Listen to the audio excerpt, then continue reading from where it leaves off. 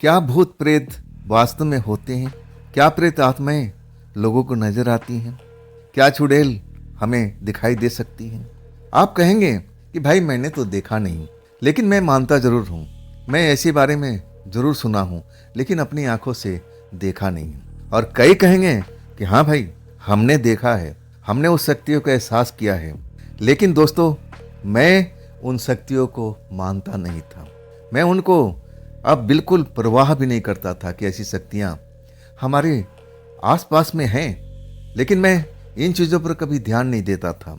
मेरा नाम है सुभाष और मैं ऑटो ड्राइवर हूँ। दिल्ली में साल 2010 की ये मेरे साथ में घटना घटी थी।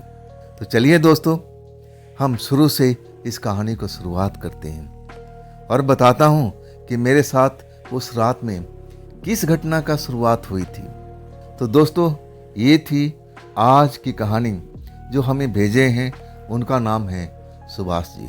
सुभाष जी एक ऑटो ड्राइवर हैं, थ्री व्हीलर चलाने का काम करते हैं। और उनके साथ में जो घटना घटी थी ना, साल था 2010 का।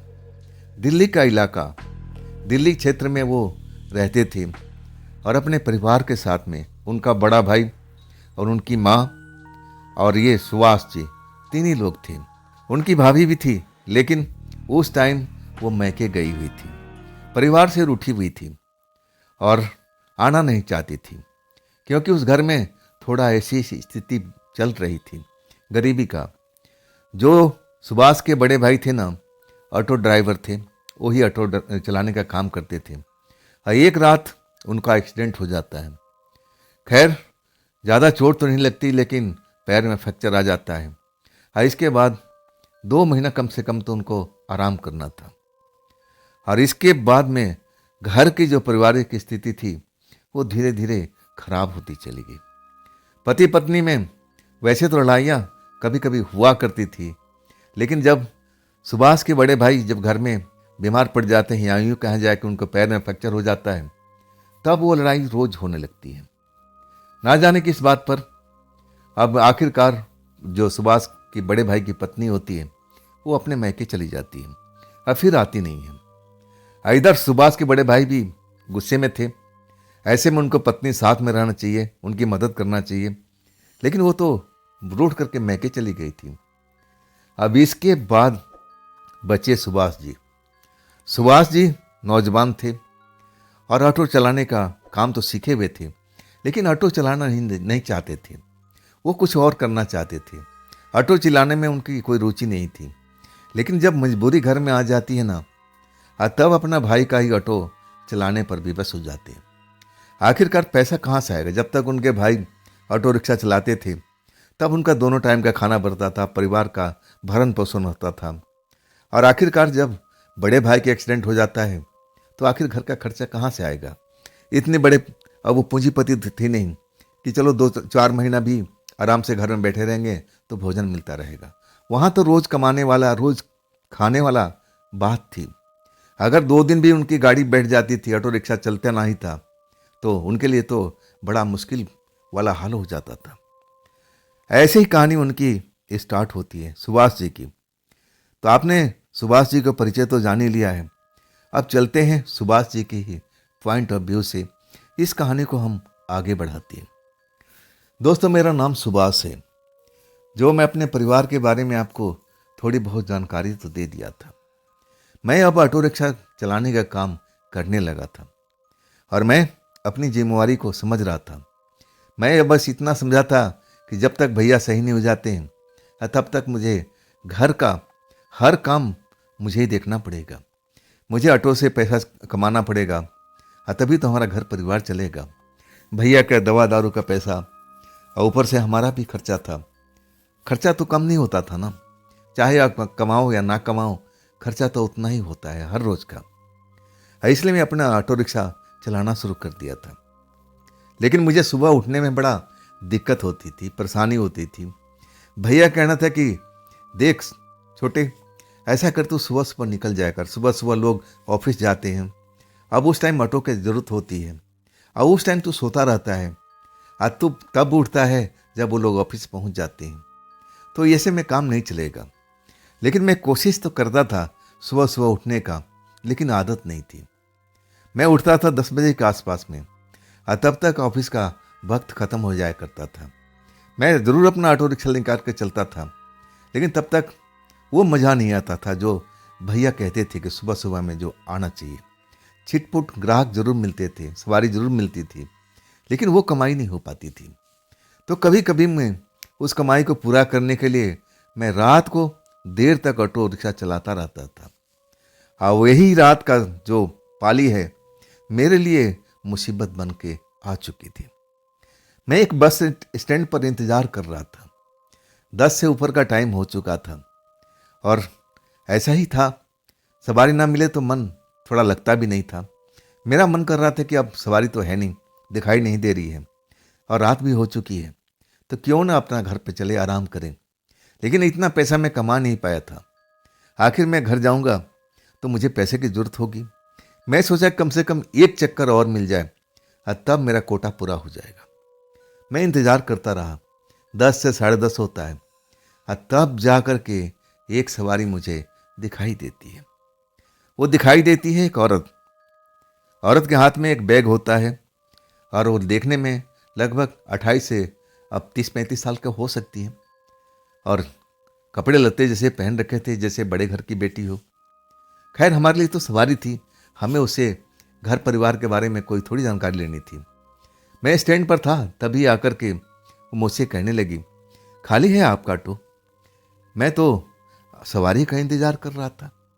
मैंने बोला हाँ जी, कहाँ चलना है? तब कहने लगी, चलना है तो दूर, लेकिन रात भर लग सकता है। क्या आप रात भर मेरे साथ में रह सकते हैं? जहाँ जहाँ मैं कहूँ वहाँ चल सकते हैं। ऐसी सवारी मुझे कभी नहीं मिली थी। जिस तरह की सवारी औरत मुझे अब दिखाई दी थी, मेरे से बात कर रही थी, मैं सोचने लगा कि ये औरत रात भर कहाँ जाएगी भाई। मानता हूँ शायद इसको हॉस्पिटल जाना हो या फिर किसी हित मित्र के घर जाना हो, लेकिन ये रात भर घूमेगी कहाँ पर? मुझे तो लगा कि ऐसे ही है, दिमाग से है। अब मुझे तो पैसे कमाने से मतलब था और ये पैसा मुझे लग रहा था कि जब रात भर घूमेगी तो पैसा जरूर देगी। मेरा तो सही हिसाब किताब बन जाएगा, मुझे और क्या चाहिए। मैं बोलने लगा हाँ जी, लेकिन रात भर आप कहाँ कहाँ जाएंगी? तब कहने लगे इससे आपका कोई मतलब नहीं। आप बताओ अभी से लेकर के सुबह तक का आपका ऑटो का किराया कितना होता है? एक रकम बता दो आप। मैं तो बस उसकी तरफ देखता ही रह गया था। मतलब ये पैसे वाली घर की है, औरत है या बेटी है जो भी है, ये पैसे वाली है, पैसा है इसके पास में। तभी तो एक बाहर रकम पूछ रही है कि पूरे रात का आप क्या लोगे। मैं हिसाब लगा लिया था, मैं एक रकम बता दिया था। मेरे हिसाब से वो ज़्यादा ही था, 2 गुना था। मुझे लगा कि ज़रूर ये थोड़ा सा कम कराएगी। ऐसा ही होता है, औरत ऐसे ही मेरे साथ में बार्गेनिंग करती थी। मैं जब किराया बताता था तो भैया इतना नहीं, इतना ले लीजिएगा।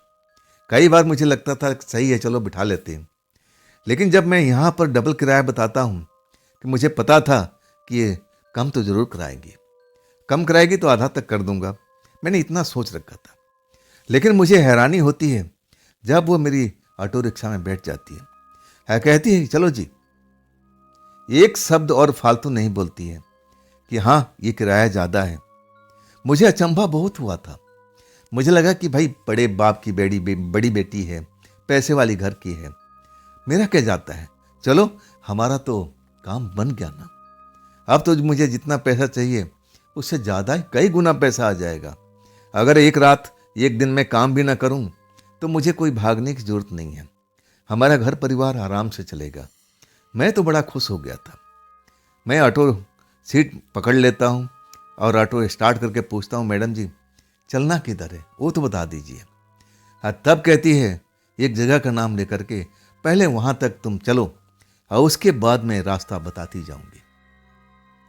मुझे क्या था, मैं उस जगह पर पहुंच जाता हूं। वो एक हॉस्पिटल होता है, हॉस्पिटल होता है वो। और वो हॉस्पिटल के पास में मुझे लगा कि शायद इसका कोई पेशेंट वगैरह भर्ती होगा और इसके बाद वो मिलने उलने जाएगी, टाइम उसमें ज़्यादा खराब होगा, मुझे वही लगा था। आज जब मैं हॉस्पिटल के पास में अपना ऑटो रिक्शा रोकता हूँ, कहती है रोको मत, अब यहाँ से मैं आगे का रास्ता बता रही हूँ और उसी रास्ते पे चलते रहना। मैं अब क्या करूँ? मैं तो भाई ऑटो ड्राइवर हूँ, जो सवारी कहेगी मुझे तो करना पड़ेगा। और उस सवारी ने तो रात भर के लिए मेरा ऑटो रिक्शा हायर कर लिया था। अब तो मैं उसके इशारे पे चलना था। अब फिर वो बताने लगी रास्ता। उस हॉस्पिटल से हम बहुत आगे निकल आए और उसके बाद गलियों गलियों कॉलोनी से हम निकले। वो कॉलोनी भी पार कर लिए थे। उस कॉलोनी में मुझे कुत्तों ने बहुत परेशान किया था। कुत्ता हमारे ऑटो रिक्शा को घेर लिए थे, जैसे जाने ही नहीं दे रहे थे, भौंक रहे थे, जैसे मेरी ऑटो रिक्शा में कोई अब बहुत बड़ा लोचा है, ना जाने कौन बैठा हुआ है। मैं तो उन दिनों भूत प्रेत पर यकीन तो करता नहीं था। अगर मुझे मालूम हो जाता कि वो आवारा कुत्ते, गली के कुत्ते जो हमारे ऑटो रिक्शा का घेर रहे हैं, भौंक रहे हैं, हमारे ऑटो रिक्शा को जाने नहीं दे रहे गलियों में से, तो मैं उस टाइम अपने ऑटो रिक्शा छोड़ करके भाग लेता। लेकिन मैं ऐसा समझा नहीं, पैसे का लालच था और ऊपर से औरत सवारी थी। मैं उसको कैसे इस हालत में छोड़ के भागता? मैं जानता ही नहीं था कि आखिर वो कौन है। मैं उन कुत्तों से उस अपने ऑटो रिक्शा को बचाता हूँ, उनको हड़काता हूँ, लेकिन वो भी मेरा आसानी से पीछा नहीं छोड़ते हैं। बहुत दूर तक उस गली से निकल आते हैं और तभी वो भौंकते हुए हमारे ऑटो के पीछे दौड़ते रहते हैं। और तभी मुझे समझ जाना चाहिए था, लेकिन मैं सोचता हूँ कि ये तो इनकी आदत है। ये तो हर गाड़ी के पीछे भागते रहते हैं, चाहे बाइक हो, चाहे ऑटो रिक्शा हो या कार हो। ये मेरे लिए कोई नई बात नहीं थी, लेकिन वो परिस्थिति अलग थी। मैं उसको समझ नहीं पाया था। खैर, हम उस कॉलोनी से बाहर निकल चुके थे और फिर हम दूसरी कॉलोनी की तरफ जो रास्ता जा रहा था उस पर चल रहे थे। मैं तो एक बार पूछा भी था कि और कितना दूर है, और तब वो औरत कहने लगी, दूर तो है, आपको क्या है, हमने तो आपको रात भर के लिए हायर किया है ना, तो आप चलते रहिए ना। अब मेरे पास में कोई शब्द था नहीं, क्योंकि वो पूरा पैसा दे रही थी, वो भी डबल दे रही थी, तो मेरा बोलने का कोई हक ही नहीं था, ना कोई अधिकार था। लेकिन मन ही मन सोच रहा था कि अगर इस शहर से दूर लेके जाएगी तो मेरा तो राइट बनता है कि मैं तो इससे आगे नहीं जाऊंगा। अगर कोई दूसरी कॉलोनी या दूसरे क्षेत्र में लेके जाती है, मन ही मन सोच दिया था, लेकिन इतना नौबत आए ही नहीं।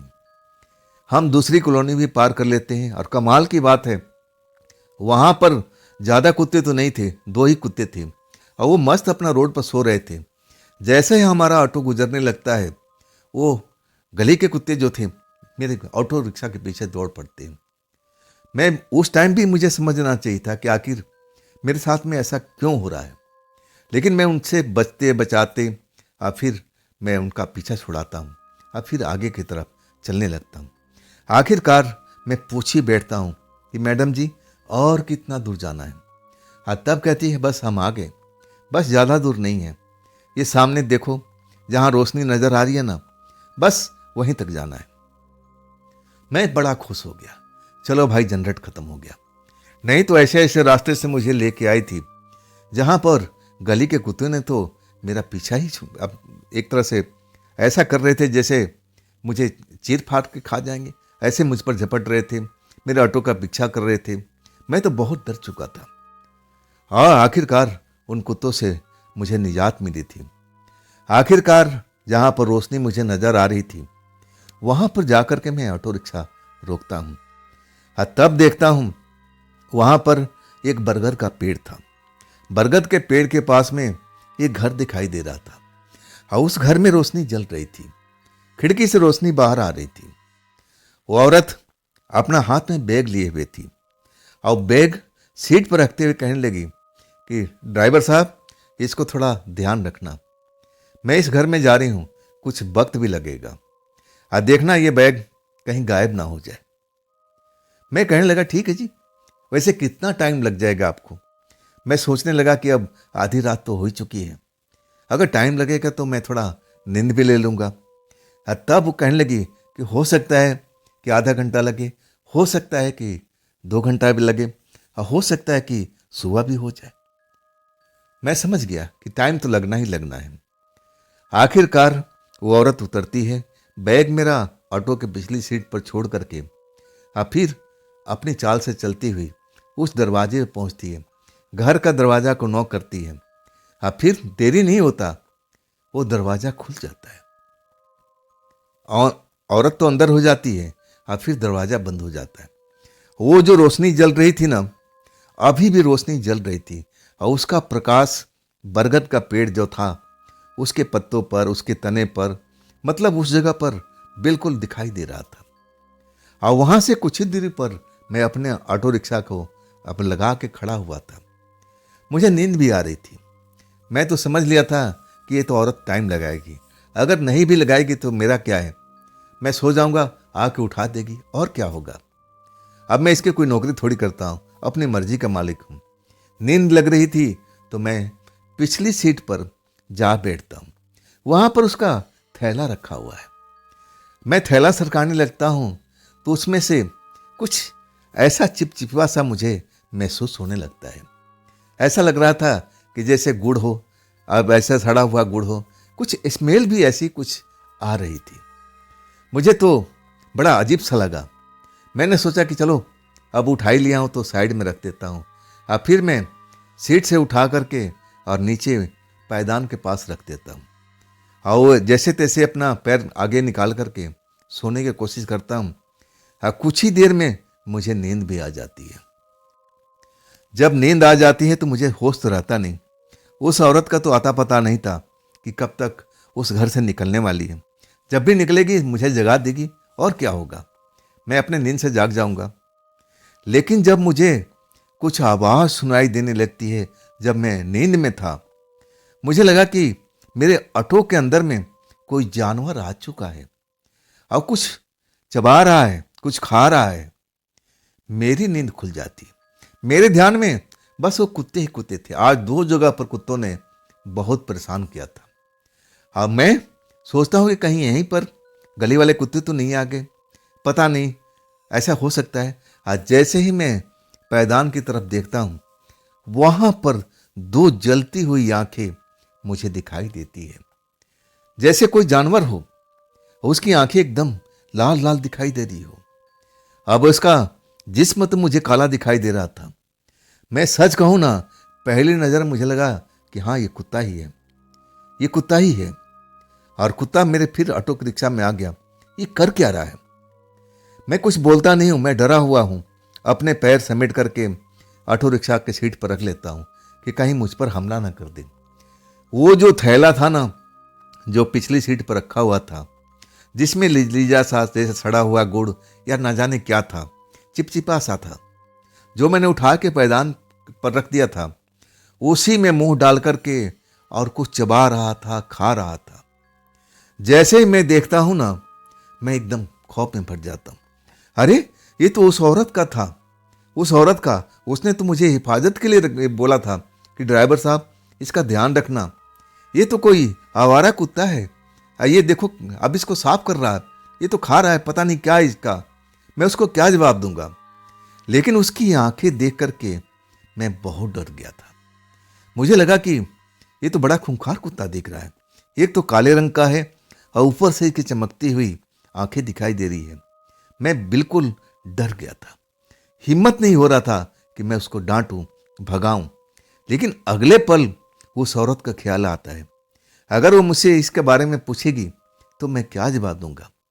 मैं कह दूंगा कि मेरे सामने ही एक अब आवारा कुत्ता आकर के इसमें जो भी चीज था खा गया। ऐसा तो नहीं बोल सकता ना। मेरा फर्ज था उसको डांटना, भगाना।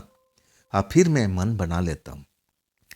मैं धीरे से अब उसको डांटने की कोशिश करता हूं, भगाता हूं, लेकिन वो मेरी बात पर बिल्कुल ध्यान नहीं देता है। उस थैले में अपना मुंह डाले और ना जाने उसमें क्या था जिसको वो बड़ा मस्त से खा रहा था। मैं कई बार उसको दुत्कारता हूं, भाग जा यहां से, भाग जा कालू, हट जा यहां से। लेकिन वो मेरी तरफ देखता भी नहीं है, ना मेरी आवाज सुनना वो पसंद करता है, अपने काम में लगा रहता है। और आखिरकार जब मैं उसको आखिरी बार डांटता हूं, तब वो थैले से मुंह निकालता है और एक तरह से मेरी तरफ घूर करके अपनी बड़ी बड़ी आंखों से देखता है और फिर पीछे की तरफ मुड़ता है और उसी बरगद के पेड़ के पास पिछले तने की तरफ, पिछली साइड में चला जाता है। और उसके बाद मुझे ध्यान नहीं आता, नजर ही नहीं आता है कि कहाँ चला गया। जाने के बाद मैं बहुत अब एक तरह से डरा हुआ था। चलो कम से कम गया तो सही, लेकिन अब इसमें था क्या? क्या इसने छोड़ा भी है जो थैले में था, या पूरा का पूरा खा गया है? ना जाने उसमें क्या था। मैं थैला को उठाता हूं तो थैला तो बिल्कुल खाली हो चुका था। मतलब जो भी उसमें मटेरियल था अब बिल्कुल उस कुत्ते ने खा लिया था। मैं अब इसके मालिक को क्या जवाब दूंगा, यही मैं सोच करके घबरा रहा था। अब मैं सोच लिया था कि मुझे क्या बोलना होगा। मैं कहूंगा कि ना जाने इसमें क्या था। अब कुत्ते से मैं थोड़ी लड़ सकता था। मैं तो आपको कई बार आवाज भी दिया। मैं कुत्ते से तो बहुत डरता हूं। मैं अपना जान जोखिम में थोड़ी डालूं। अगर ऐसी कीमती चीज थी तो यहां छोड़ना ही नहीं चाहिए था, आपको लेके जाना चाहिए था। मैं उन सवालों का जवाब ढूंढ लिया था। मुझे लगा कि इससे से ज्यादा क्या होगा, आधा पैसा काट लेगी, आधा पैसा तो मुझे मिल जाएगा ना, कोई बड़ी बात नहीं। आखिरकार 1.5 या 2 घंटे के बाद में औरत निकलती है। औरत निकलती है अपने कपड़े वगैरह सही करते हुए, और फिर ऑटो के पास में आकर खड़ी हो जाती है। अब जो थैला था जहां था मैं उसी सीट पर रख दिया था। ना जाने उसको कैसे पता चल गया था कि इसमें जो माल है अब वो तो गायब हो चुका है। एक नज़र में देख करके और कहने लगी, इसमें जो सामान था वो कहाँ गया, कौन लेके गया? मेरे तो 2 शब्द निकलने वाले थे, लेकिन मैं अपना मुंह बंद कर लिया। मैं बोला कि अभी चुप ही रहना ठीक है। लेकिन वो चुप नहीं हो रही थी। कह रही थी, ड्राइवर साहब ये थैला तो बिल्कुल खाली है। अब बिना देखे हुए दूर खड़ी थी अभी, और उसको अंदाजा लग चुका था कि उसमें जो भी माल था वो तो गायब हो चुका है। मैं कहने लगा, जी हाँ जी, ना जाने उसमें आपने क्या रखा हुआ था। मेरे तो झपकी आ गई थी। और इसके बाद मैं एक काला कुत्ता को देखा जो बरगद के पेड़ के पीछे से आया था, शायद वहीं पर गया है, खा रहा था। मैंने उसको बहुत हड़काने की कोशिश किया, लेकिन वो मेरी तरफ देखा नहीं। एक बार देखा तो मैं डर गया था। अगर इतना ही कीमती सामान थी मैडम जी, तो आप अपने साथ में ले जाती ना। वो औरत बड़ी गुस्से में मुझे देखती है, जैसे मुझे जिंदा ही खा जाएगी, जला कर राख कर देगी। उसकी बड़ी बड़ी आंखों में एक मैंने चमक देखा था, गुस्सा उसके चेहरे पर नजर आ रहा था। कहने लगी कि मैं तुमको ये चीज दिखा के गई थी, समझा के गई थी, ये चीज तुमने नुकसान करा दिया। अब इसके लिए मुझे बहुत सारा परिश्रम करना पड़ेगा।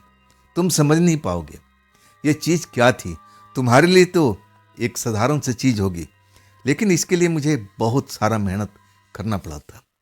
तुमने सब कुछ नुकसान कर दिया। इसके बाद झम से आकर के ऑटो रिक्शा में बैठ जाती है। अब उसके चेहरे पर गुस्सा मुझे साफ दिखाई दे रहा है। अब फिर कहती है, अब मेरा मुंह क्या देख रहे हो? तूने तो सब कुछ सत्यानाश कर दिया, मेरा सारा परिश्रम को तूने बेकार कर दिया। अब चलो भी यहां से, मुझे उसी जगह पर छोड़ो, उसी स्टैंड पर मुझे जाना है। मैं थोड़ा राहत का सांस लेता हूं। चलो जो हो गया हो गया, अब देखा जाएगा। ज्यादा से ज्यादा आधा पैसा काट लेगी और क्या होगा। अब मैं अपना ऑटो रिक्शा लेकर के चल देता हूं। आखिरकार जब स्टैंड पर पहुंचता हूं तब वो उतरती है, लेकिन पैसा नहीं काटती है, पूरा का पूरा पैसा मुझे दे देती है। कहती है मुझे समझाते हुए कि ड्राइवर साहब, तूने मेरा बहुत नुकसान पहुंचाया। अगर देखो ये काम मुझसे हो पाया, इस चीज को मैं अगर पा लिया, तब तो तुम्हारे लिए बहुत अच्छी बात है। अगर ये चीज मैं नहीं पा सकती तो इसकी हर्जाना तुम्हें देना पड़ेगा, इसकी भरपाई तुम्हें जरूर करना पड़ेगा। तुम भाग नहीं सकते ड्राइवर साहब। मैं तुम्हारा पैसा नहीं काट रही हूं, जितना पैसा हमने तय किया था मैं सब कुछ दे रही हूं। मैं कोशिश करूंगी कि इस चीज को मैं पा लूं। अगर मुझसे नहीं हो पाएगा तो ये काम तुम्हें करना पड़ेगा। इसके लिए अब तुम समझ जाओ तुम पर मैं क्या करने वाली हूं। गुस्से में ना जाने क्या क्या बड़बड़ाती रही थी। मैं उसकी बात सुन रहा था। मैं कहने लगा कि मैडम जी, इसमें ऐसा क्या चीज था? मुझे तो सड़ा हुआ गुड़ लग रहा था, वैसे ही बदबू आ रही थी, वैसे ही महक आ रही थी। तब वो गुस्सा हो गई। कहने लगी, तुम्हें नहीं मालूम उस चीज का महत्व क्या था? वो चीज मैंने बहुत कठिन परिश्रम से पाई थी। ना जाने कितने दिन मुझे चक्कर लगाना पड़ा था, तब जाकर के वो चीज मुझे मिली थी। मैं ये चीज बहुत मेहनत से पाई थी। अब बहुत इस जरूरी चीज को मैं एक जगह पर लगाना चाहती थी, वो काम मेरा अब रुक गया। अगर वो चीज़ मुझे मिल जाती है तो तुम समझो तुम्हें कुछ होगा नहीं। अगर वो चीज़ नहीं मिलती है तो तुम इस चीज़ के भरपाई करोगे। चाहे तुम कहीं भी रहोगे, मैं तुम्हें ढूंढ लूंगी। ये चीज़ को तुम्हें लाना पड़ेगा। जान तुम्हारा छूटेगा नहीं। अब मैं जा रही हूं और मैं फिर तुमसे मिलूंगी। सच कहूं ना, उस वक्त मुझे वो लड़की औरत कुछ ऐसी पागल सी दिख रही थी। अनाप शनाप बोले जा रही थी। अरे भाई, ऐसा कौन सा चीज़ है, सड़ा हुआ गुड़ की तरह लग रहा था, और ये तो कहीं भी मिल जाता है, ऐसी कोई बड़ी बात नहीं है। लेकिन ये मुझे ढूंढेगी कहाँ से? मैं यही बात पर हैरान था। मन ही मन सोचने की कोशिश कर रहा था कि मैं आज इसको मिल गया, लेकिन कल मैं कहाँ रहूँगा, ये मुझे कैसे ढूंढ पाएगी? मैं तो ना जाने कहाँ कहाँ रहता हूँ, कहाँ कहाँ ऑटो रिक्शा चलाता हूँ, ये मुझे कैसे ढूंढ पाएगी? जो मेरा नाम तक नहीं जानती, नाम भी नहीं पूछा, मुझे ढूंढ कैसे लेगी? छोड़ो भी यार। मैं एक तरह से कहूँ ना, मैं उस टाइम उस पर विशेष ध्यान दिया ही नहीं। वो चली गई। अब फिर मैं अपने ऑटो रिक्शा चला करके वो बात को भूल जाता हूँ। जो होगा देखा जाएगा। अगर मुझे कहीं दिखाई भी देगी ना तो मैं रास्ता बदल लूँगा, यही मैं सोच लिया था।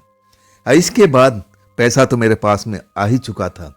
अब फिर मैं अपने घर की तरफ चल पड़ता हूँ। पैसा अब ज़्यादा ही कमा लिया था। उस औरत ने मुझे पूरा पैसा दिया था, 1 रुपये भी कम नहीं किया था। मैं बड़ा खुश था। ऐसी सवारी रोज मुझे मिल जाए करें। अब फिर तो मैं बहुत सारा धन इकट्ठा कर लूँगा। अब यही सब सोचकर घर पहुँच जाता हूँ, आराम करता हूँ। अगले दिन अब मैं लेट उठा करता था, वही 10-11 बजे दिन में।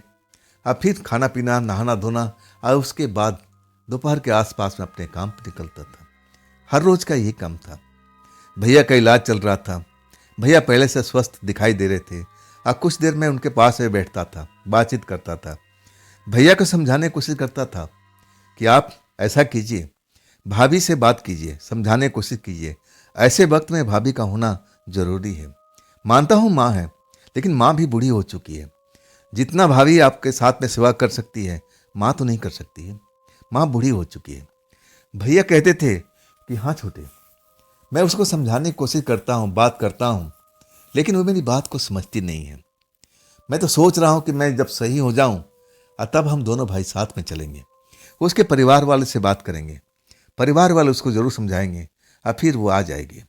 लेकिन अभी वो समझ नहीं पा रही है, अभी टाइम लगेगा। अब ना जाने किस बात पर भैया भाभी की लड़ाई थी, किस बात पर भाभी गुस्सा थी। भैया तो मुझे खुल के बताते भी नहीं थे। अब मैं पूछता भी नहीं था। ये दोनों का पर्सनल मैटर हो सकता है।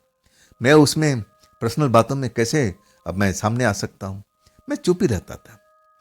खैर, अब रोज का वही काम था, ऑटो रिक्शा चलाने का। और आखिरकार पूरे 5 दिन बीत जाता है। वो औरत मुझे कहीं पर भी दिखाई नहीं देती है। उस स्टैंड पर भी जहाँ मैंने उसको रात को मिला था, उस स्टैंड पर भी मैं कई बार गया था, लेकिन वहाँ पर भी मुझे दिखाई नहीं दी। मुझे लगा कि वो गुड़ वाली बात है, जो सड़ा हुआ गुड़ है ना, कहानी खत्म हो गई, मिल गया होगा। अब मुझ पर नाराज थी, उस टाइम गुस्से में थी। अब मेरी भी गलती थी उसमें। अगर मैं पिछली सीट पर नहीं सोता तो पैदान पर मैं उसको जो थैला था उसको मैं रखता नहीं, और ना वो नुकसान होता। अगर सीट पर पड़ा रहता। पूरे 5 दिन अब गुजर गए थे। अब मैं रात के टाइम में अब ऐसे ही अपने सवारी के लिए इधर उधर चल रहा था। रात का, आधी रात का आसपास का समय था। अब मुझे लगा कि बस अब नहीं, अब अपने घर की तरफ चलना चाहिए। तभी मुझे एक सवारी रोड पर खड़ी हुई हाथ का इशारा देती हुई नजर आती है। मैं सोचा चलो यही सवारी को छोड़ करके अपने घर पर निकल जाऊंगा। आज जैसे ही मैं सवारी के पास अपना ऑटो रिक्शा रोकता हूँ, मैं जो देखता हूँ ना, मैं एकदम एकदम दहल जाता हूँ। वही सवारी थी जिसका मैंने नुकसान किया था। न जाने उस बैग में क्या था, जो उस काले कुत्ते ने सब कुछ नष्ट कर दिया था, खा लिया था। वही थी। अभी तक उसका हाथ रोकने के इशारे के मुद्रा में था। अब मैं उसको देख करके घबरा गया था कि अब क्या, कहीं मुझसे हर जाना तो नहीं हौसलेगी। मेरे मन में यही डर था, मैं इसलिए बहुत ज़्यादा डरा हुआ था। और वही हुआ, वो झम से आकर के मेरे पिछले सीट पर बैठ जाती है। अब बोलती नहीं है कि कहाँ जाना है। वो मुझे गुस्से से देखती है, मैं उसको देखता हूँ और तभी मुझे समझ में आ जाता है कि ये बहुत ज़्यादा नाराज़ है। उस औरत को मैं पहचान लेता हूँ एक नज़र में। वही कपड़ा लत्ता, कोई भी चेंजेज नहीं था। जो मैंने पहले देखा था उस रात को, सब कुछ वही था। हाँ, बस वो थैला नहीं था। जिस थैले में वो ना जाने क्या ऐसी चीज़ थी जी, जो मैंने नुकसान कर दिया था, काला कुत्ता खा गया था। अब मैं उसको रोक नहीं पाया था। पिछली सीट पर बैठी हुई और मुझे घूर रही थी। मैं अंदर से डरा हुआ था। मुझे लग रहा था कि अब ये पैसा मांगेगी कि लाओ, मुझे इतना पैसा लगेगा इस चीज़ को लाने में। मुझे यही लग रहा था।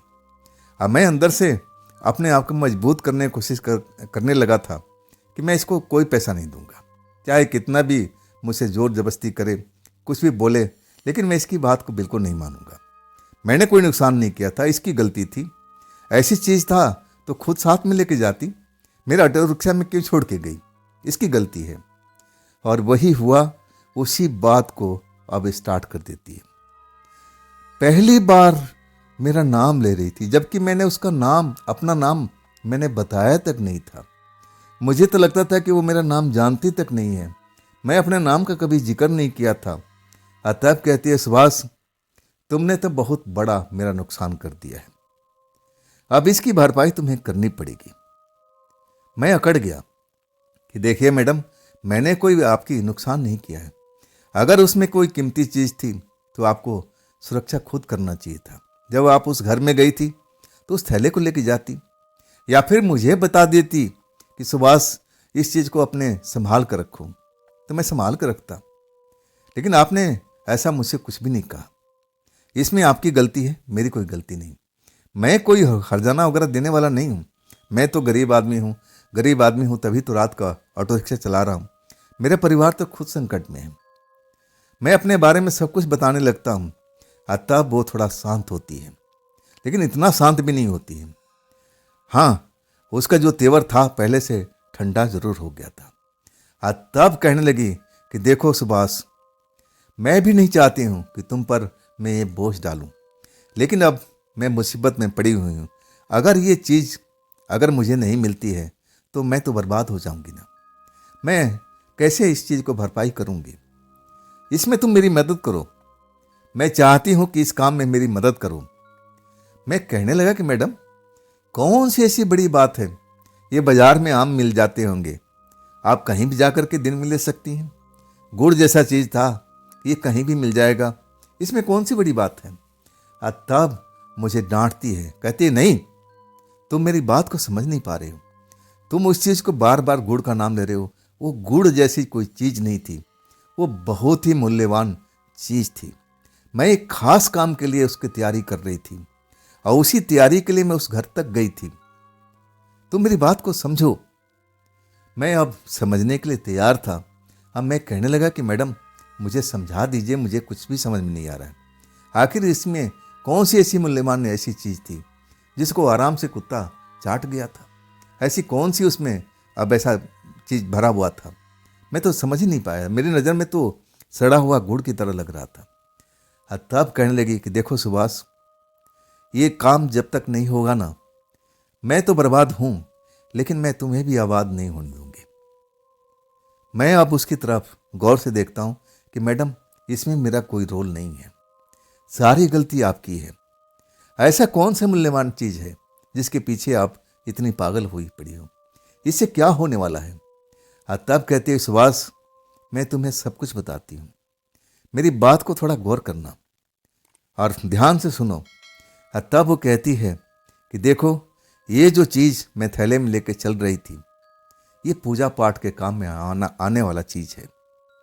ऐसा पूजा पाठ जो अब समझ लो कि मैं कैसे समझाऊं।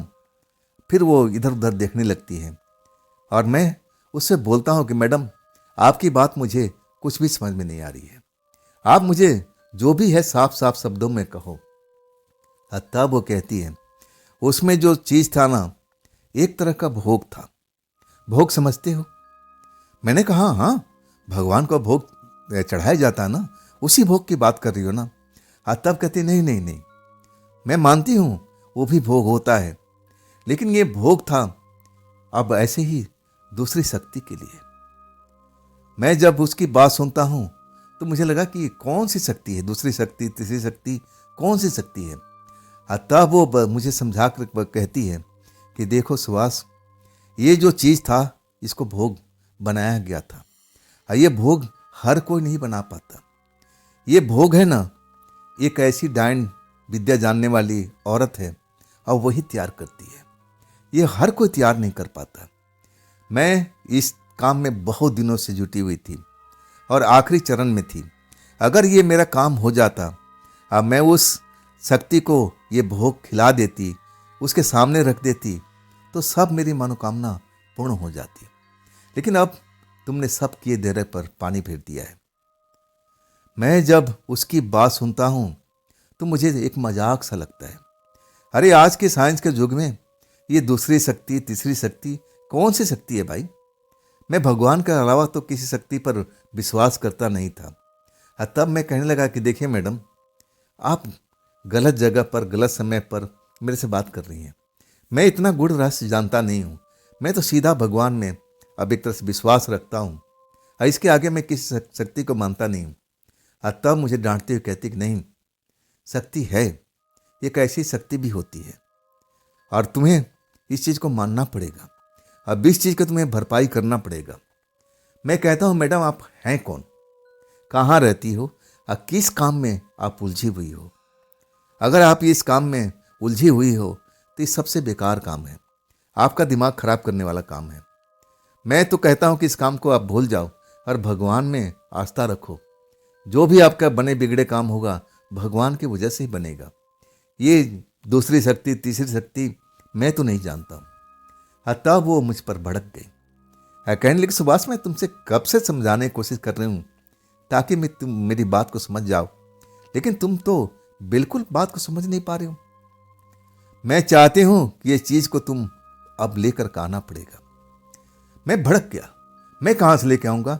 मैं कौन सा डायन विद्या का मंत्र जानता हूं? तब वो कहने लगी, तुम नहीं जानते हो, लेकिन जो जानती है उसके पास तुम्हें जाना पड़ेगा। वही इस भोग को बना सकती है, और तुम उसकी मदद करोगे, और तब जाके वो तैयार कर पाएगी।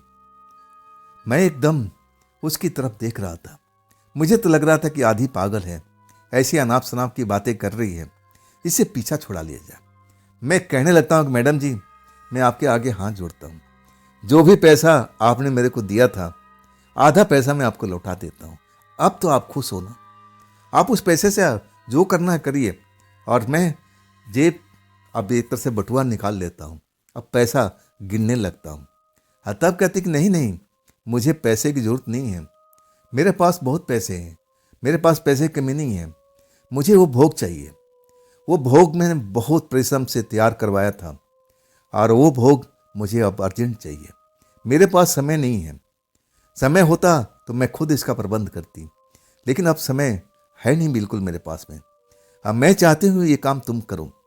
मैं उस जगह पर लेके चलती हूँ जहाँ पर वो डायन मंत्र वाली औरत रहती है, और वो भोग बनाने में अब एक तरह से मदद करेगी। वो भोग बनाएगी। अगर वो भोग बन जाता है तो समझ लो कि मेरा काम बन जाएगा, और नहीं तो मैं तुम्हें छोड़ने वाली नहीं हूँ। मुझे गुस्सा आ चुका था। मैं कहने लगा कि मैडम, मैं कहूँ ना कि आप इसी टाइम मेरे ऑटो रिक्शा से उतर जाइए, मेरा पीछा छोड़िए। मैं तो आपको पैसा भी दे रहा हूँ, लौटा रहा हूँ।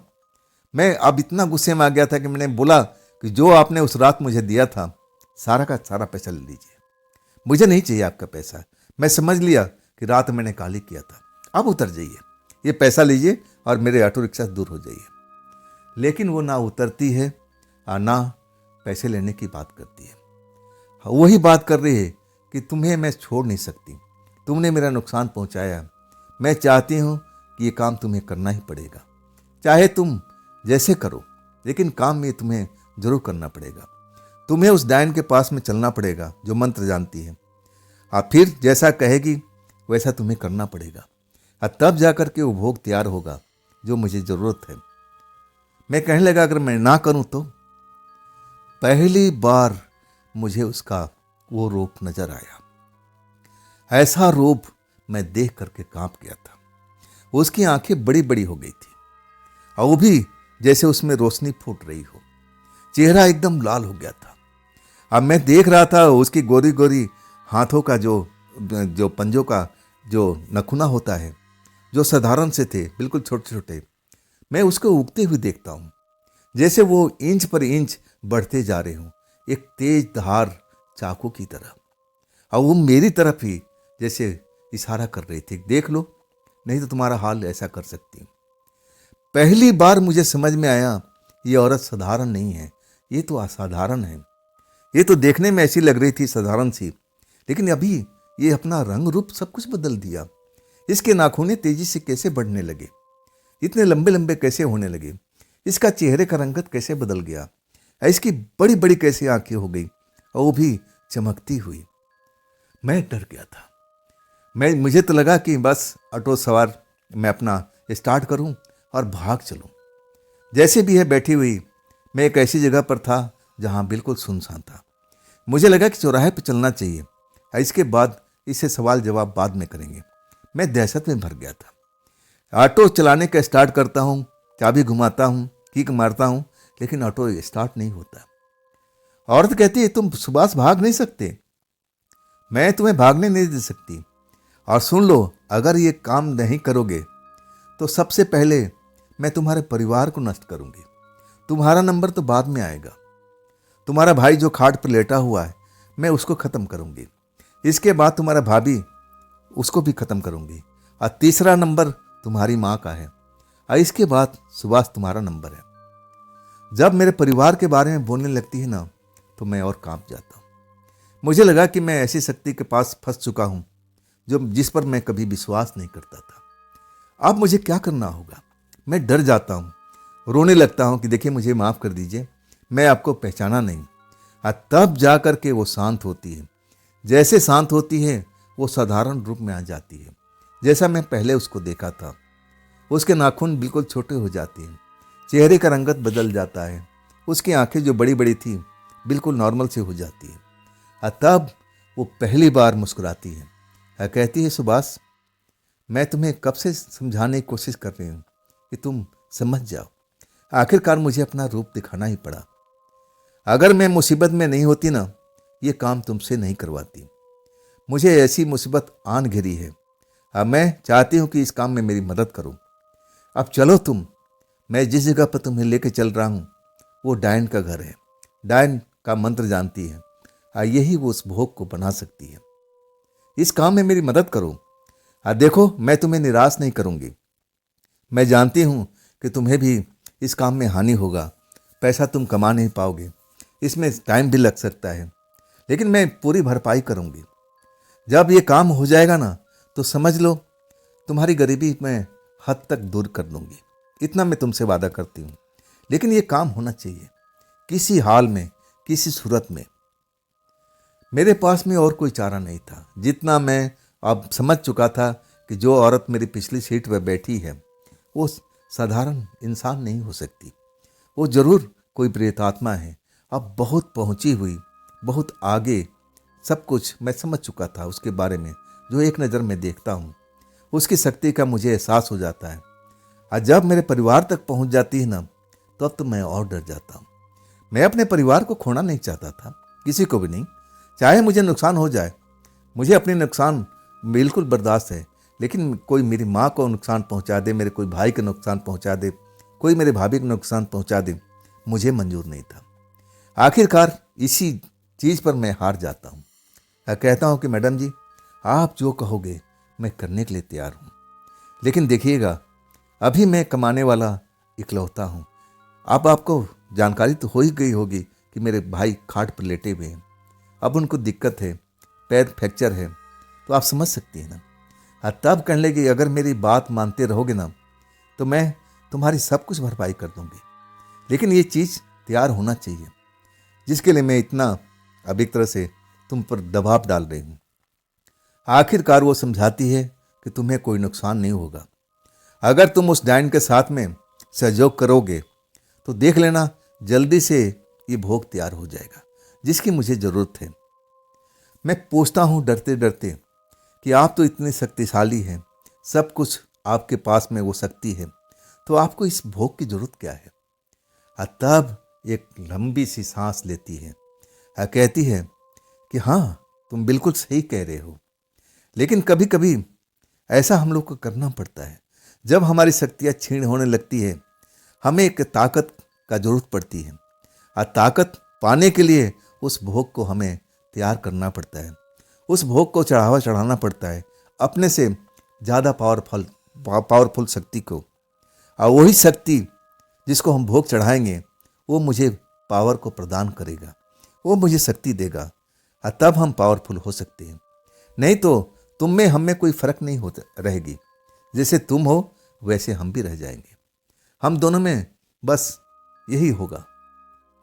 जब मैं पूरी बात समझ लेता हूँ, डर तो काफ़ी लग रहा था और उस समय मैं कैसे हालात में गुजर रहा था वो तो मुझे पता था।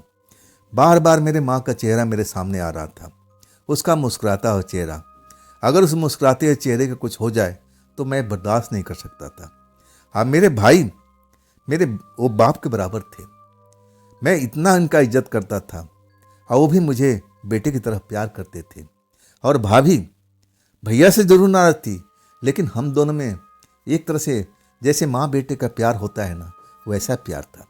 जब भी इस घर में रहती थी पहले खाना मुझे ही देती थी।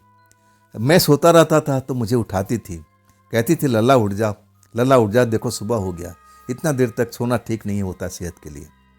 मैं इन सब का उपकार, मेरे ऊपर में उपकार था। अब मैं उनको नुकसान होते हुए देख नहीं सकता था, चाहे मेरे लिए कुछ भी हो जाए, चाहे मेरी जान भी चली जाए, लेकिन इन लोगों पर आँच आ जाए मुझे मंजूर नहीं था। आखिरकार मैं उसकी बात को मान लेता हूँ। अभी रात बहुत बाकी थी, अभी तो आधी रात से स्टार्ट हुई थी। तब कहती है ऑटो रिक्शा स्टार्ट करो और बैक कर लो, जहाँ मैं कहती हूँ वहीं पर चलना पड़ेगा। मैं उसकी बात को मान लेता हूँ, मेरे पास में कोई चारा नहीं होता। फिर उसके बताए हुए रास्ते पर मैं चल देता हूँ। आखिरकार कई कॉलोनी पार करने के बाद एक हम जगह पर पहुँचते हैं जहाँ पर खेतों का इलाका शुरू हो जाता है। खेतों का इलाका जहाँ शुरू होता है और वहाँ पर मैं देखता हूँ एक जगह पर लाइट जल रही है। मतलब एक ऐसा घर है जो बिल्कुल सुनसान एरिया में है और उस जगह पर ऑटो रिक्शा तो जा नहीं सकता था। तब वो औरत कहती है मेरे साथ में चलो, आगे रास्ता नहीं है, हमें पैदल ही चलना पड़ेगा। हम उस घर तक पहुंचते हैं। घर का दरवाज़ा बंद होता है। हाँ, रोशनी नज़र आ रही थी, कहीं कहीं से निकल रही थी। तब वो दरवाज़ा खड़खड़ाती है। दरवाज़ा खड़खड़ाते ही कुछ देर के बाद में दरवाज़ा खुलता है और एक शानदार औरत नज़र आती है। देखने में वो 20 से लेकर के 30 के बीच में होगी, बहुत ही खूबसूरत, बड़ी बड़ी उसकी आंखें हिरनी की तरह, चेहरा भी बहुत सुंदर, अच्छे कपड़े पहने हुए और गले में बहुत सारा जेवर डाले हुए, कानों में कुंडल, गले में हार, हाथों में बहुत सारे महंगे जेवरात मुझे दिखाई दे रहा था। लेकिन घर ऐसा था, बिल्कुल अनजान जगह थी मेरे लिए और वो भी एकदम सुनसान जगह पर, जहाँ पर आसपास में कोई घर नहीं था, बिल्कुल उजाड़ ही रहा था। अब पुराना सा घर था। वो स्वागत करती है हम दोनों का, वो औरत हम दोनों का स्वागत करती है, अंदर आ जाओ, अंदर आ जाओ। जब हम अंदर पहुंचते हैं तब जाकर दरवाज़ा बंद कर देती है। और वो जो घर था ना, बाहर से देखने में बहुत छोटा सा लग रहा था, लेकिन जब हम अंदर पहुंचते हैं तब वो घर मुझे बड़ा दिखाई देता है। और घर में अच्छी खासी रोशनी थी और देखने में बहुत ही अच्छा घर दिखाई दे रहा था। मतलब बहुत सारे ऐसे कीमती सामान हमें दिखाई दे रहे थे जो अच्छे अच्छे घरों में होते हैं। मतलब जो भी औरत थी बहुत ही धनवान थी। अब वो सोने चांदी की जेवर पहन रखी थी और भी बहुत सारा, और चेहरा किसी राजकुमारी की तरह, बड़ी बड़ी उसकी आंखें। मैं तो कई पल चोरी चोरी से उसको देख रहा था। उसको देख करके मन में कुछ कुछ होने लगा था। ऐसा लग रहा था कि दिल में हलचल हो रही है। शायद वो मुझ पर कोई जादू चलाई थी या फिर मुझे सम्मोहन में करने की कोशिश किया था, मेरे दिल जीतने की कोशिश कर रही थी। इस चीज़ का मुझे खास करके अनुभव हो रहा था। हम दोनों को अब एक उचित स्थान पर बिठाती है। अब फिर पानी देती है। पानी थोड़ा कसैला जरूर होता है, लेकिन पहली बार लगता है, और जब हम पीते हैं तो शरबत की तरह लगता है। और तब मुझे तो एक पल झपकी भी आ गई थी। शायद पानी का असर था ऐसा, जो मुझे ऐसा ही महसूस हुआ था। और तब वो कहती है कि हाँ, अब आप लोग बताओ कैसे आना हुआ, और ये लड़का कौन है? ये तो मैं पहली बार देख रही हूँ। और तब वो औरत जो थी, प्रेतात्मा या ना जाने कौन सी शक्ति थी, मैं उसका नाम भी तो नहीं जानता था। और वो कहने लगी शुरू से बातें कि आपने जो भोग तैयार किया था वो भोग नष्ट हो चुका है। पूरी कहानी बता देती है। और तब वो औरत मुस्कुराती है और कहती है कि अब तो बहुत महंगा बैठेगा, अब इतनी आसानी से तो तैयार नहीं हो पाएगा, क्या तुम्हें मालूम नहीं है? और तब वो औरत कहती है, जो प्रेतात्मा थी, ना जाने कौन थी, जो मेरे साथ में थी, और वो कहती है कि बस आप ही तैयार कर सकती हो, मेरे पास में ज़्यादा वक्त नहीं है। अगर ये समय गुजर गया तो मैं कहीं नहीं रहूँगी, और मैं ऐसे अपने आप को होना नहीं देना चाहती। आप मेरी मदद कीजिए, आप मेरी मदद कीजिए। एक तरह से गुहार कर रही थी उस डायन औरत का, जो डायन मंत्र जानती थी और उस भोग को तैयार कर सकती थी। लेकिन वो मना कर रही थी, कहती नहीं, इतने कम अवधि में ये चीज़ को तैयार करना नामुमकिन है, मैं नहीं कर सकती। इसके लिए अच्छा खासा समय लगेगा, क्या तुम्हें मालूम नहीं है? इसमें कितना विधि विधान होता है, किन किन चीज़ों की जरूरत पड़ती है, तुम समझ सकती हो ना? और तब मेरे साथ वाली औरत कहती है, हाँ मुझे पता है, लेकिन आपको ये करना ही है। आप मुझे अब इस चीज़ से उबार दीजिए, ये एहसान मैं कभी नहीं भूलूंगी। आप इसके बदले में जो कुछ मांगेंगे हम देने के लिए तैयार हैं, लेकिन ये काम कर दीजिए। वो औरत कभी कभी मेरी तरफ ललचाई दृष्टि से देख रही थी, जैसे उसके सामने मैं बकरा हूँ और वो मुझे हलाल करना चाहती थी। मुझे जब देखती थी तो मेरे बदन में पूरा सीहरन होने लगता था। मैं जानता था कि इसकी जो दृष्टि है मेरे पर पड़ चुकी है, और इसकी दृष्टि क्या चाहती है मैं समझ चुका था। मैं भी एक नौजवान था, मेरे दिल में भी धड़कन अब चल रही थी। मैं उस चीज़ को समझने का क्षमता रखता था। हमें भांप लिया था कि इसकी नज़रें कुछ ठीक नहीं है, लेकिन मैं ऐसे संगत में फंसा हुआ था, उस जगह पर फंसा हुआ था, वहाँ से भाग भी नहीं सकता था। अगर भागता तो मेरे परिवार को बहुत सारा खोना पड़ता, परिवार को मुझे खोना पड़ता। अब मैं वो चाहता नहीं था। खैर, वो कहने लगी कि ठीक है, तुम जिद कर रही हो तो हम इस चीज़ को तैयार करेंगे, लेकिन ये लड़का मुझे चाहिए। अब तुम कहोगी ना किस लिए? तुम्हें पता है ना, इस काम के लिए कुंवारे लड़के की जरूरत पड़ती है और हमें उसका खून की जरूरत पड़ता है। तो आखिर यह खून कौन देगा? हमारे पास में कोई ऐसा लड़का मौजूद नहीं है, और ये लड़का बिल्कुल ठीक ठाक लग रहा है। तुमने सही किया है कि इस लड़के को लेके आई हो। ये लड़का हमारी मदद करेगा। इसके शरीर का कुछ चंद बूंदे चाहिए और समय समय पर चाहिए, और ये हमारे साथ में रहेगा जब तक ये पदार्थ ना बन जाए, ये भोग ना बन जाए, और तब तक इस लड़का को मेरे पास में रहना होगा।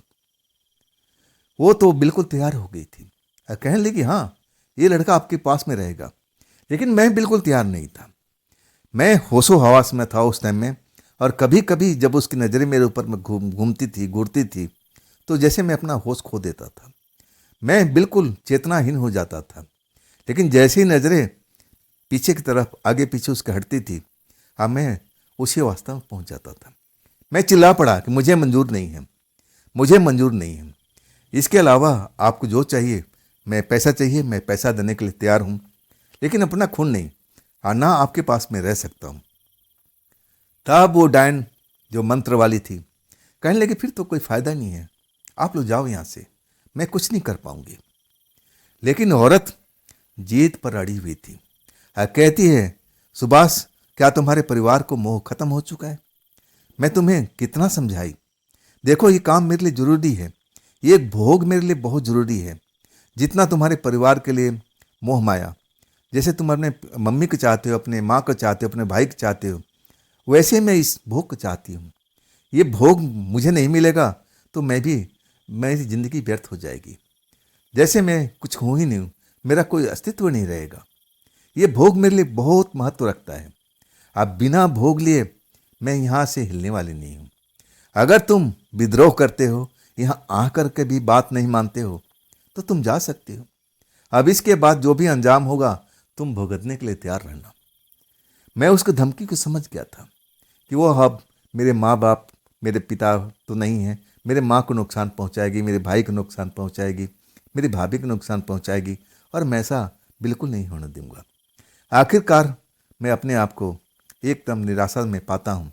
और फिर कहता हूँ कि ठीक है जी, मैं तैयार हूँ, लेकिन मुझे कुछ होगा तो नहीं ना। तब वो डायन औरत खिलखिला के हंसती है और कहती है, अरे ऐसे कैसे हो जाएगा, मैं बिल्कुल कुछ होने नहीं दूंगी। तुम्हें तो एहसास भी नहीं होगा कि तुम्हारा शरीर से मैं खून निकाली हूँ। ये सब हंसते खेलते हो जाएगा।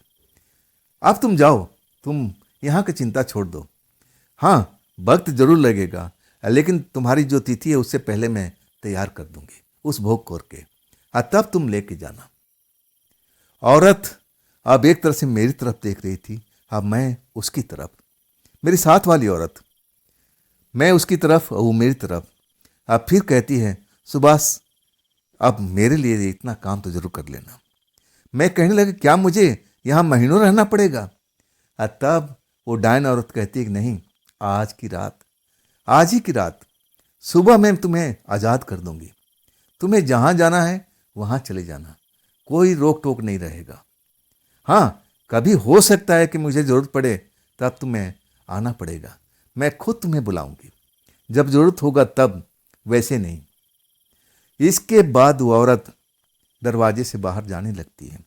अब बार बार मैं उसको बोलता हूँ कि आप भी रुकिए ना, आप भी रुकिए ना, मुझे डर लग रहा है, ना जाने मेरे साथ में क्या होगा। तब कहती है कि मैं यहाँ पर रुक नहीं सकती, मैं यहाँ पर रुकूंगी तो वो सामान को तैयार नहीं कर पाएगी, मुझे जाना ही होगा। लेकिन तुम डरो मत, मैं आस पास में रहूंगी। अगर तुम्हारे साथ में कुछ बुरा होगा तो मैं उस टाइम तुम्हारे सामने आ जाऊंगी। जो मैं तुमसे वचन दिया है मैं पूरा पालन करूंगी। और देख लेना, ये काम हो जाता है ना तो मैं तुम्हारी गरीबी मिटाने की कोशिश जरूर करूंगी। और उसके बाद दरवाज़ा खुलता है और वो औरत निकल जाती है। फिर दरवाज़ा बंद होता है और फिर हम दोनों के अलावा उस जगह पर कोई नहीं था। तब वो कहती है, मेरे पीछे पीछे आओ। बिल्कुल शांत थी और शांत से चलती हुई एक कमरे के अंदर पहुंचती है। जब उस कमरे के अंदर पहुंचता हूं ना, तब मैं देखता हूं वहां तो तंत्र मंत्र का सामान जैसे भरा हुआ था। वहां पर अजीबो गरीब चीज रखी हुई थी, स्मेल सी आ रही थी। अब मुझे कहती है, तो मैं ज़्यादा टाइम नहीं लगाऊंगी, बस इस जगह पर बैठ जाओ, मैं तुमसे शुरुआत करूंगी और बाकी चीज़ तो बाद में होती रहेगी, उसको हमें कोई परेशानी नहीं है। लेकिन मेन समस्या है कि मैं तुम्हारा ब्लड निकालना चाहती हूँ, ताकि मैं सुबह तक तुम्हें आज़ाद कर सकूँ और तुम अपने घर जा सको। मैं तुम्हें रोकना नहीं चाहती हूँ। और आखिरकार मुझे एक तरह से बिठाया गया। और कहती है कि बस शांत रहना, जैसा मैं कह रही हूँ वैसा तुम करते जाना, एक एक करके अपने वस्त्र उतारते जाओ। जब बोलती है ना तो मेरे मन में खटका हो जाता है कि ना जाने ये मेरे साथ में क्या करने वाली है। मैं वस्त्र उतारने को मना कर देता है, नहीं जी, जो करना है ऐसे कर लीजिए। तब कहती है, ऐसा नहीं हो पाएगा, जो मैं कह रही हूँ पूरा विधि विधान के साथ होगा, मुझे वो सब काम करना पड़ेगा जो यहाँ पर जरूरी है, तुम्हारे करने से नहीं होगा दोस्त। तुम एक एक करके अपने कपड़े उतारो। और आखिरकार मुझे वही करना पड़ता है। मैं एक एक करके कपड़ा उतारता हूँ, तब वो मेरे शरीर पर लेप लगाती जाती है। सर से शुरुआत करती है, फिर पीठ, छाती, अब इसके बाद नीचे तक का कपड़ा उतरता जाता है। मैं डरा हुआ था, शर्मिला भी था मैं, तो शर्म के मारे मेरी आंखें बंद हो गई। लेकिन वो मजबूरी थी मेरी, मैं करूं तो क्या करूं। और वो बिना किसी शोर शराबे को बिल्कुल शांत भाव से अपने काम को कर रही थी, जैसे ये रोज काम करती हूँ। वो लेप बड़ा अजीब सा था, उसमें बड़ा अजीब सा दुर्गंध आ रहा था, लेकिन बर्दाश्त करना पड़ रहा था। जब लेप पूरा शरीर पर लग जाता है, तब वो एक जगह पर बैठ जाती है। अब फिर कुछ कटोरे में रख करके कुछ तरल पदार्थ था और उसमें कोई चीज़ मिलाने लगती है, चम्मच से हिलाने लगती है। आखिरकार उसमें ऐसा लगता है कि धुआं निकल रहा है, धुआं निकल रहा है। तब कहती है कि इसको तुम पी लो। धुआं निकलता हुआ कटोरे में चीज़ देख करके मैं डर जाता हूँ, इससे तो मेरा मुंह जल जाएगा, मेरे पेट में आग लग जाएगी। शायद वो मेरे मन का बात समझ लेती है। कहती है, नहीं, ये बिल्कुल ठंडक की तरह एहसास होगा, तुम्हें जरा भी तकलीफ नहीं होगी, ये जरूरी चीज़ है, इसके बगैर काम नहीं हो पाएगा। आखिरकार मैं डरते डरते कटोरे का तरल पदार्थ पीता हूँ, और जैसा उसने कहा था बिल्कुल वैसे ही लग रहा था, शरबत की तरह। अब बिल्कुल ठंडा, जैसे ठंडाई पी रहा हूँ। धुआं निकल रहा था, डर भी रहा था, लेकिन मजबूरी थी, मुझे पीना पड़ रहा था। और आखिरकार जब मैं आखिरी घूंट लेता हूँ ना, तब मुझे एक ऐसा झनकार मेरे शरीर में पैदा होता है, जैसे अग्नि उबलने लगी हो मेरे शरीर में, आग सा, जैसे पसीना निकलने लगता हो, जैसे मेरे शरीर के अंदर गर्मी का तापमान बहुत ज़्यादा बढ़ गया हो, पसीने निकलने लगता है, अपने आप टप टप टपकने लगता है। तब औरत मुस्कुराती है, कहती, हाँ, असर हो रहा है, थोड़ा सा वक्त लगेगा और थोड़ा तुम्हें अजीब भी लगेगा, लेकिन इसको सहना ही पड़ेगा, ये ज़रूरी चीज़ है इस काम के लिए। अब इसके बाद 5-1 मिनट तो ऐसा होता रहता है, शरीर जैसे पसीने से नहा जाता है, और जो तरल पदार्थ है ना, जो पेस्ट मेरे शरीर पर लगाई गई थी, वो उतरने लगता है उस पसीने के साथ में। और देखते ही देखते सब कुछ जैसे उपटन हो, और वो जैसे पानी का बहाव मेरे शरीर पर चल रहा हो, और उससे उपटन उभरता जा रहा है, और आखिरकार वो जो लेप मेरे शरीर पर लगा हुआ था सब हट जाता है। मैं एक नज़र अपने आप को देखता हूँ, मैं सांवला था, और मेरा रंग उस टाइम में बड़ा खिल गया था। और वही पल था कि मेरे आंखों के आगे अंधेरा छा लेता है, मुझे होश नहीं रहता, मैं अब बेहोशी की दुनिया में चला गया था। और उसके बाद में जब मुझे होश आता है ना, तो मेरे बदन में बहुत सारा जैसे कोई सुइयां चिपकोया हुआ हो, ऐसे मुझे चुभन सी महसूस हो रही थी। और मैं आंखें खोल करके अपने आप को देखने लगता हूँ कि मैं हूँ कहाँ पर, ये मेरे साथ में क्या हुआ था। जो रात में बात हुई थी मैं भूल चुका था, मुझे याद नहीं आ रही थी। और आखिरकार जब मैं अपने आप को देखता हूँ तो मैं अपने ऑटो रिक्शा में होता हूँ, पिछली सीट पर। अब मेरा शरीर पर सब कुछ कपड़ा लत्ता, सब कुछ मैं पहन रखा हूँ, मेरा शरीर कोई नंगा फंगा नहीं था। मैं एक उजाड़ स्थान पर, एक रोड पर, सुनसान रोड पर साइड में ऑटो लगाए हुए और आराम से पिछली सीट पर सोया हुआ था। सुइयों को चुभन पूरे शरीर में हो रहा था। आखिरकार मुझे रात की बात याद आ जाती है, मैं एकदम सहम जाता हूँ, अपने बदन को देखने लगता हूँ, अपने कपड़े उतार करके। अब मुझे कोई भी ऐसा अंग नहीं दिखता है जहाँ पर कोई कट का निशान हो, सब कुछ तो सही है, लेकिन चुभन पीठ की तरफ, कभी सीने की तरफ, कभी बाजू में, ऐसा एहसास होता है कि जैसे बहुत सारी सुइयां मेरे शरीर के अंदर अब चुभो ही गई हो। वो दर्द अजीब सा था। मैं इस रात की बातें सब याद आ जाता है कि मैं एक ऐसे घर में था जो आसपास यहीं पर था। उस घर में कोई डाइन का मंत्र जानने वाली औरत थी, और वो भोग बनाने वाली थी। सब कुछ मुझे याद आ जाता है। सुबह हो चुकी थी, मैं बड़ा खौफ में होता हूँ, लेकिन अपने आप को जिंदा पा करके मैं बड़ा खुश हो जाता हूँ, आश्चर्य में भी होता हूँ कि उसने मुझे छोड़ दिया, उसने अपना वचन को निभाया है, मुझे कोई तकलीफ नहीं हुआ, अब मैं सही सलामत हूँ। चलो, उसका काम हो गया ना, आज के बाद मैं ऐसा कोई काम नहीं करूँगा। इसके बाद अपना घर लौटता हूँ। ये बातें मुझे परिवार को शेयर कर देना चाहिए, लेकिन मैं ये बात को छिपा लेता हूँ। मैं जानता हूँ कि अगर ये बात बताऊँगा तो मेरे माँ, मेरे भाई टेंशन में हो जाएंगे। मैं उनको टेंशन देना नहीं चाहता था। खैर, इस घटना के बाद 5 दिन तक ऐसा कोई घटना मेरे साथ में नहीं होता है। मैं रोज़ जाता हूँ, काम करता हूँ, अपना घर लौट आता हूँ, और वो औरत मुझे दिखाई नहीं देती है। मैं समझा कि ये मेरा जो काम था वो ख़त्म हो चुका है, लेकिन अभी ऐसा कुछ ख़त्म नहीं हुआ था। 5वें दिन रात को वही औरत एक अनजान सड़क पर मुझे दिखाई देती है। पहली वाली, डायन नहीं, पहली वाली औरत। और अपना बिल्कुल, मैं वेशभूषा बिल्कुल वही था, मैं तो दूर से ही पहचान गया था। मैं एकदम डर गया था उसको देख करके। मुझे लगा कि कन्नी काट के निकलना चाहिए, लेकिन मैं ऐसा कर नहीं पाता हूँ। वो मेरे ऑटो में आ जाती है और कहती है, सुभाष आज रात भी तुम्हें चलना है, उसने तुम्हें बुलाया है। मैं डर जाता हूँ कि मैडम उस रात मुझे ना जाने क्या क्या उस औरत ने किया है। मैं सब कुछ उसको बात को बताता हूँ और तब कहती है, ये तो होना ही था, ये ऐसे ही भोग तैयार होता है। ये ऐसा नहीं कि आज रात तुम काम कर दोगे काम खत्म हो जाएगा, 5 रातें ऐसे करना पड़ेगा। वो मुझे बताई है, 5 रात तुम्हें जाना पड़ेगा, जब जब वो बुलाएगी मैं तुम्हें लेने के लिए आ जाऊंगी, तुम अपने आप को तैयार रखना। मैं डर जाता हूँ, माफ़ी मांगता हूँ कि जो होना था अब ख़त्म कीजिए ना। तब कहती कि नहीं, मैं इसको ख़त्म नहीं कर सकती जब तक वो भोग तैयार ना हो जाए। आज समझ लो, मैं ना तो चैन से रह सकती हूँ ना तुम्हें चैन से रहने दे सकती हूँ जब तक भोग तैयार ना हो जाए। आखिरकार मुझे उस रात भी जाना पड़ता है और वही अनुष्ठान फिर मेरे साथ में दोहराया जाता है। वो औरत मेरे को उपटन लगाती है, पेस्ट लगाती है और फिर वो धुआं वाला शरबत मुझे पीने को देती है। ठंडाई शरीर में पहुंचता है, लेकिन उसके बदले में पूरे शरीर में अग्नि जलने लगती है और फिर मुझे आंखों के आगे अंधेरा छा जाता है। मुझे कुछ याद नहीं। जब याद आता है तो मैं अपने आप को एक निर्जन जगह पर अपने ऑटो में ही पाता हूँ। ऐसा मेरे साथ में 5 रातों तक हुआ। 5 रातों तक वो डायन मंत्र वाली औरत मेरे साथ में क्या क्या खेल खेला था मुझे नहीं मालूम था, लेकिन मैं जानता था कि उसकी देखने का नज़रिया कुछ अलग थी।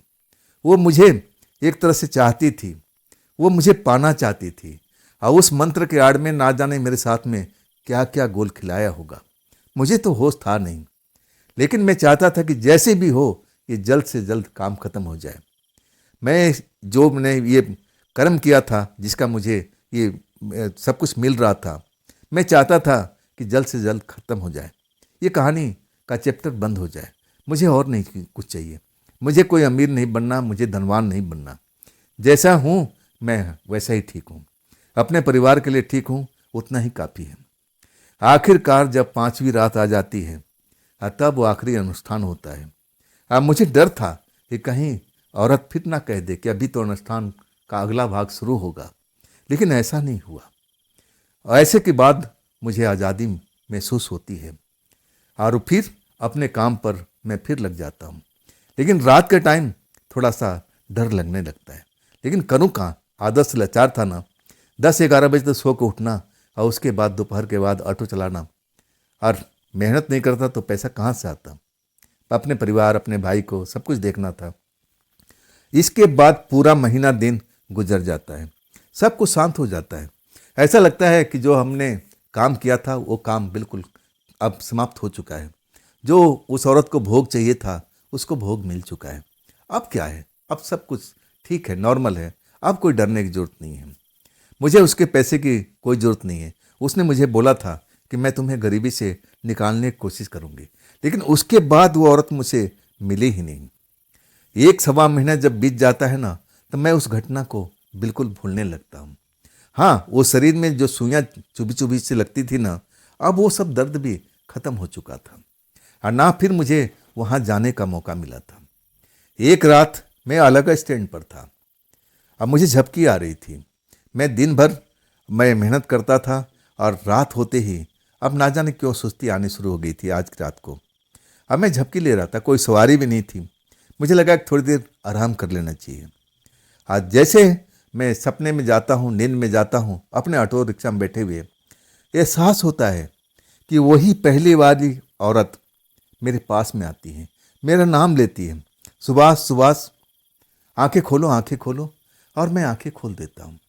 उसको देख करके मैं डर जाता हूँ और तब कहती है, सुभाष अब तुम्हें डरने की ज़रूरत नहीं है, तूने मेरा काम बिल्कुल सफल कर दिया। वो चीज़ मुझे मिल गया जिससे मुझे ज़रूरत थी। लेकिन मैं अपना वादा कभी भूलती नहीं हूँ।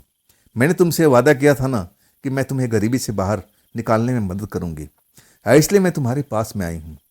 देखो, ये मेरी तरफ से एक छोटा सा उपहार है। मुझे एक सोने का जेवर दे के हाथों में पकड़ा करके कहती है, सुभाष इससे अपनी ज़िंदगी के आगे की गाड़ी बढ़ाना, देखना तुम बहुत जल्दी तरक्की करोगे। और जैसे ही मेरी आँख खुलती है, सपना टूटता है। ना तो वो औरत वहाँ पर थी, हाँ उसका दिया हुआ वो जेवर मेरे हाथ में जरूर था। अब मैं जब देखता हूँ तो मैं खौफ में भर जाता हूँ। ये क्या मन तो किया कि एक बार इसको मैं दूर फेंक दूं, लेकिन मन में लालच आ गया। सोना था, असली सोना था। और वो कह रही थी कि इससे तो अपने काम का शुरुआत करना, देखना तुम जरूर आगे बढ़ोगे। और कहा था, उसके बाद मैं अपना घर पहुंच जाता हूँ। ये जेवर अपने माँ को भी दिखाता हूँ, अपने भाई को भी दिखाता हूँ। वो पूछते हैं कि तुमने ये कहाँ से पाया। मैं झूठ बोल देता हूँ कि मेरे ऑटो में, रिक्शा में मिला था, किसी सवारी का गिरा हुआ। मेरे भाई बहुत ईमानदार थे। कहने लगे इसको संभाल के रखना, क्या पता वो औरत जिसका गिरा होगा वो ढूंढ रही होगी। हम कुछ दिन तक इसको संभाल कर रखेंगे। अगर साल 6 महीने तक कोई इसको मांगने के लिए नहीं आता है, तब हम इसे अपना समझ लेंगे। भाई का कहना था, और वही होता है। हम अब भाभी को बुलाने का चेष्टा कर रहे थे। भाई साहब बिल्कुल सही हो गए थे। अब फिर हम जाते हैं दोनों भाई भाभी को बुलाने के लिए, और भाभी मान भी जाती हैं। उनका गुस्सा अब दूर हो चुका था। अब मुझे देखते ही तो खुश हो गई थी। अगर मैं नहीं जाता तो शायद भाभी आ भी नहीं पाती। मुझे देख करके बड़ा आनंदित हो गई थी। अब फिर हमारा घर पूरी तरह से खुशी से भर जाता है। लेकिन हाँ, 6 महीना नहीं, पूरा 1 साल बीतने के बाद आखिरकार भाई साहब को जेवर की याद आती है। कहते हैं, छोटे वो जेवर कहाँ रखा है? मैंने बोला मैं तो माँ को दे दिया था। माँ को पूछा गया तो कहती मैंने ट्रंक में रखा हुआ है। ट्रंक जो खोला गया तो जेवर सही सलामत पड़ा हुआ था। तब उसका मोल भाव होने लगा कि आखिर कितने का हो सकता है। जब उसका मोल भाव हुआ तब वो तो काफ़ी महंगा था, लाखों का हिसाब किताब में था। अब मुझे उस प्रेतात्मा के कही हुई बातें याद आने लगी कि सुभाष, इससे तुम अपनी ज़िंदगी का शुरुआत करना। तब मैं भैया से कहता हूँ, ये पूरी बात तो नहीं बताता, कहता हूँ भैया मेरे मन में बहुत दिनों से एक लालसा थी कि मैं अपना कोई काम करूँ। मेरे मन में एक इच्छा थी, अगर आप कहते हो तो इस सोने के जेवर को बेच करके मैं अपना काम का शुरुआत करूँ। तब कहते हैं हाँ हाँ क्यों नहीं, तुम ये काम कर सकते हो, ये अच्छे काम में आएगा। और इसके बाद में उस काम को मैं शुरुआत करता हूँ। और सही कहा था प्रेतात्मा ने कि देखो सुभाष, अगर इस चीज़ से तुम शुरुआत करोगे ना, देखना तुम एक दिन आगे बढ़ोगे। और वही होता है। छोटा सा काम जो मैंने स्टार्ट किया था, आखिरकार वो काम बड़ा होता गया। भैया ऑटो का काम बंद कर दिए। भाभी भी पढ़ी लिखी थी और हम तीनों लोग उसी काम को संभालने लगे थे। और इसके बाद मेरी भी शादी होती है और सब कुछ हुआ। हाँ, इसमें कष्ट जरूर हुआ। कई बार मुझे ऐसा लगा था कि मैं जिंदा नहीं बचूंगा। कई बार ऐसा लगा था कि मैं अपने परिवार को खो दूंगा। ऐसा मुझे लगा था। मैं डर से कांपा था। मैं हिल गया था डर के मारे।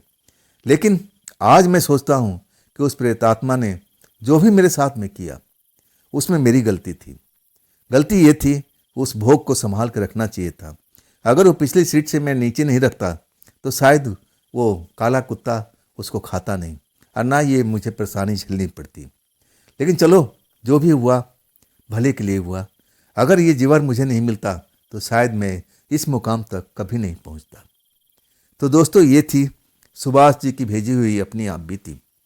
यह आप बीती आपको कैसी लगी, कमेंट में ज़रूर बताइएगा। हाँ दोस्तों, अगर आपके पास भी ऐसी कोई घटना है, कोई अपनी आप बीती है जो आप मुझ तक भेजना चाहते हो, तो आप मुझे इंस्टाग्राम पर, मेरे व्हाट्सएप नंबर पर, मेरे मेल आईडी पर आप मुझे शेयर कर सकते हो। हाँ दोस्तों, ये भी चैनल आप ही का है, तो इसको भी अपना प्यार दीजिए, दुलार दीजिए, लाइक कीजिए, सब्सक्राइब कीजिए, अपने दोस्तों को शेयर कीजिए और हाई प्ले बटन को ज़रूर दबाइएगा। तो दोस्तों, कल मिलते हैं इसी चैनल पर, इसी टाइम पर। आप लोग अपना ख्याल रखिएगा। नमस्कार।